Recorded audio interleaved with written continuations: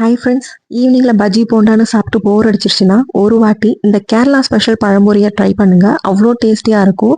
சாப்பிட்றதுக்கு லைட் ஸ்வீட்னஸோட நல்லா மொறுமொறுன்னு இருக்கும். அதை எப்படி செய்யறதுன்னு பார்க்கறதுக்கு முன்னாடி நம்ம அடுப்பு அகாடமி சேனலை சப்ஸ்கிரைப் பண்ணிக்கோங்க.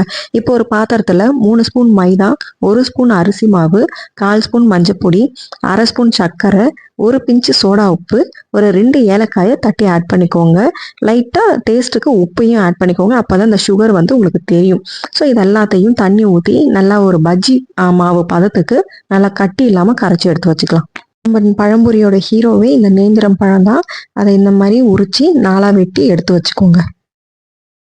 சட்டி அடுப்பில் வச்சு தேங்காய் எண்ணெய் ஊற்றணும். இந்த டிஷ்ஷை தேங்காய் எண்ணெயில் பண்ணால் தான் அவ்வளோ சூப்பராக இருக்கும்.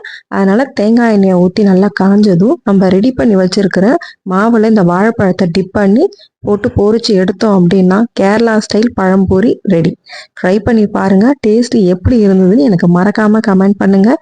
என்னோடய வீடியோஸ் உங்களுக்கு பிடிச்சிருந்ததுன்னா லைக் பண்ணுங்கள், ஷேர் பண்ணுங்கள், சப்ஸ்கிரைப் பண்ணுங்கள். பாய்.